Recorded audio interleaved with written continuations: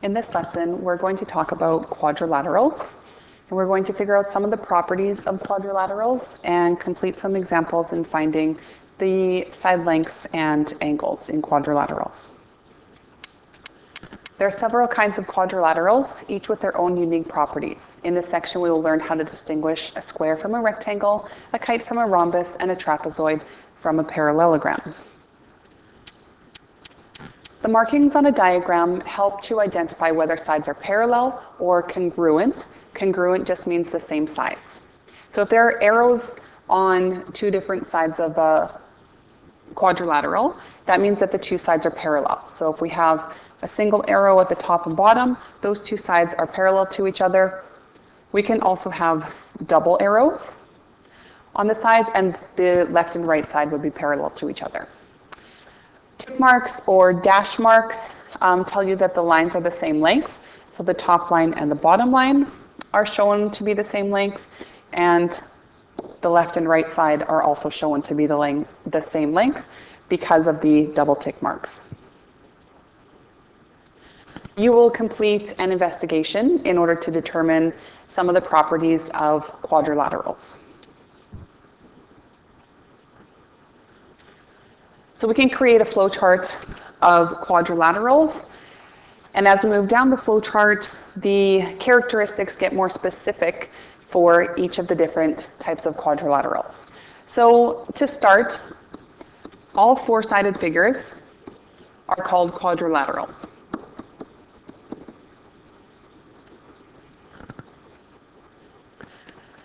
One type of quadrilateral is a trapezoid. And all that we know about a trapezoid is that that two opposite sides are parallel to each other. If we get more specific, we would move down to an isosceles trapezoid.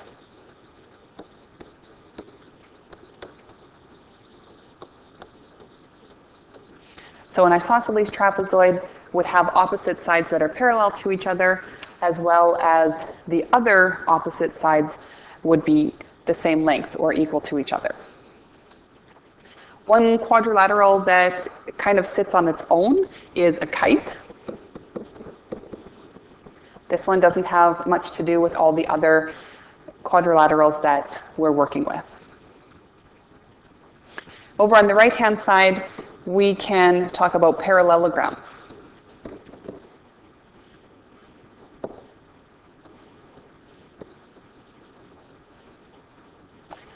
So a parallelogram, the opposite sides are parallel to each other.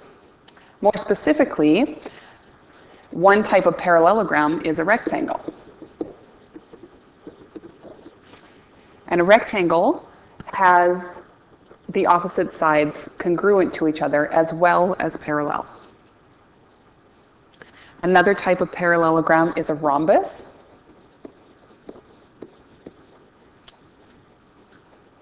And again, with a rhombus, the opposite sides are also congruent as well as parallel. The most specific type of quadrilateral is a square. The opposite sides are parallel to each other. The opposite sides are also congruent to each other. And the four angles are all 90 degrees.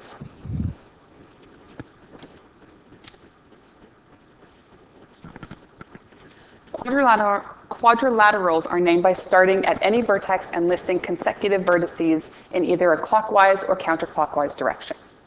So in this example, we could choose to start at vertex A and work clockwise. So we would get A, B, C, D for the name of this quadrilateral. Or we could choose to work counterclockwise, and we would go from A to D to C to B. We could choose to start working at a different vertex. We could choose to start working at C and work our way clockwise. So we would go C, D, A, B. Or we could work counterclockwise and go C, B, A, D. We could also start at vertex B or vertex D and label them the same way. Convex versus non-convex. A quadrilateral is said to be convex if a line containing the side of the quadrilateral does not pass through the interior of the quadrilateral. So a convex quadrilateral has 4 corners or 4 vertices that all point out towards the outside of the shape. A non-convex quadrilateral has 1 vertex that points towards the center of the shape. So this one, because of this vertex right here, this one is a non-convex quadrilateral. Some important terms. Vertices are just the corners of the quadrilateral. So a vertex, we have vertex P, A, G, and E. The angles are at the vertices as well. So we have angle P, angle A, angle G, and angle E. Adjacent angles are angles that are connected by one of the lines or one of the sides of the quadrilaterals. So angle P and angle A are adjacent to each other because they are connected by one side. So adjacent angles are the 2 angles that are just beside each other. Opposite angles are connected by the diagonals. So angle E and angle A are both connected by a diagonal. So they are opposite angles. Sides are labeled using 2 vertices with a line on top. So this side here is labeled with vertex P and vertex A with a line on top of it as well. Side AG goes from vertex A to vertex G and is labeled AG with a line on top. Opposite sides, side PE and AG are opposite from each other. They're directly across from each other. Same with side EG and PA. They are also opposite from each other. Adjacent sides are connected by 1 vertex. So side PA ends at vertex A, and AG also has vertex A in it. Those 2 sides are adjacent to each other because they're beside each other and because they're connected at vertex A. The diagonals in this go from 1 vertex to the opposite vertex. So EA is 1 diagonal and PG is the 2nd diagonal in this quadrilateral. The 4 interior angles in a quadrilateral always add to 360 degrees. So if you add up the 4 inside angles, you will always get an answer of 360 degrees. So in these examples, we want to find the missing side or the missing angle that's represented by a question mark. So in this first example, we are looking for angle D. So we know that this is a parallelogram because we have 2 opposite sides that are parallel to each other, and same with the 2 other sides. The 2 other opposite sides are also parallel to each other. So in a parallelogram, we know that 2 adjacent angles will add up to 180 degrees. So angle A and angle D are adjacent to each other, so they will add up to 180 degrees. So if we start with 180 degrees and take away the 42 degrees, we'll end up with an answer of 138 degrees. So angle D is 138 degrees. In the next example, we know that we have a trapezoid because the top and bottom are parallel to each other. More specifically, we have an isosceles triangle because the base angles, we have an isosceles trapezoid because the base angles are exactly the same size. When that happens in an isosceles trapezoid, that tells us that these two opposite sides are also congruent to each other, or the same size. So this side also has to be 15 feet. In the third example, we have a kite, and all that we can tell is that the four angles inside of the kite will add up to 360 degrees. So we'll start with our 360 degrees, we'll subtract 88, subtract 85, and subtract 75. And we will end up with 112 degrees. So our missing angle is 112 degrees. In this last example, we want to determine the shape of A, B prime, C prime, D. We wanted to figure out what this shape is called. So all we know is that the four sides are all the same length. So with that, we can determine that this is either a rhombus or a square. In order to determine specifically which one it is, we would need more information about the size of the angles in that shape.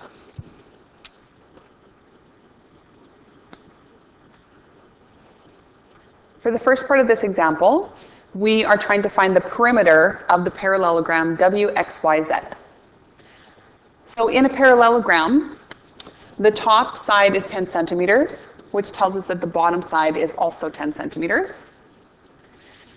Now we need to find the left and the right side, and we're going to use this 90-degree triangle. We're going to use the 90-degree triangle to find the missing side. So we're going to use Pythagorean Theorem in order to do that. So we'll have a squared plus b squared equals c squared. So the c value has to be the hypotenuse, and the hypotenuse is directly across from the 90-degree angle, which is the unknown side. So we're looking for the c value. I'm going to represent our a with 3, so 3 squared. I'll represent the b with 4. So we'll have 3 squared plus 4 squared equals c squared. So I'm going to square each of the numbers. So 3 squared is 9. 4 squared is 16. We're going to add 9 and 16 to get to 25. And then we're going to square root both sides, so our c value equals 5. So the length of our missing side is 5 centimeters. So that tells us that the other side is also 5 centimeters. So to find the perimeter of this parallelogram, we need to add our four sides together. So we'll have our top and our bottom, which are both 10, and our left and our right, which are both 5. So when we calculate the answer, we will end up with a perimeter of 30 centimeters.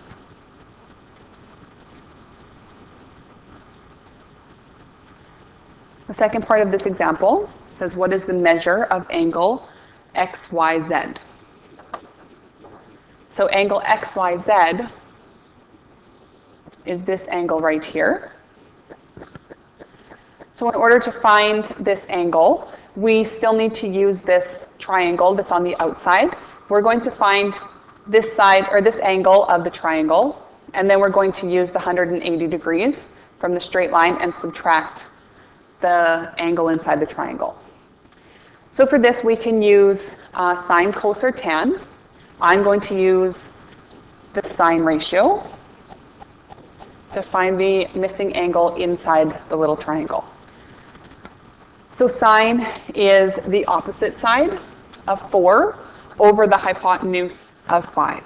So sine theta equals 4 over 5. In order to calculate the angle, we need to use the inverse function. So that's the second button, or the shift button on your calculator. So second function, sine, and then type in 4 divided by 5.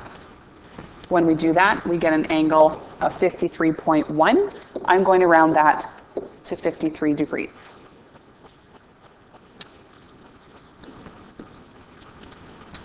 So now we're going to use the 53 degrees with this straight line.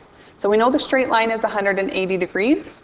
If we take away the 53 degrees, that will give us the remainder angle that we're looking for. So angle XYZ will be 180 minus 53, which will give us an answer of 127 degrees.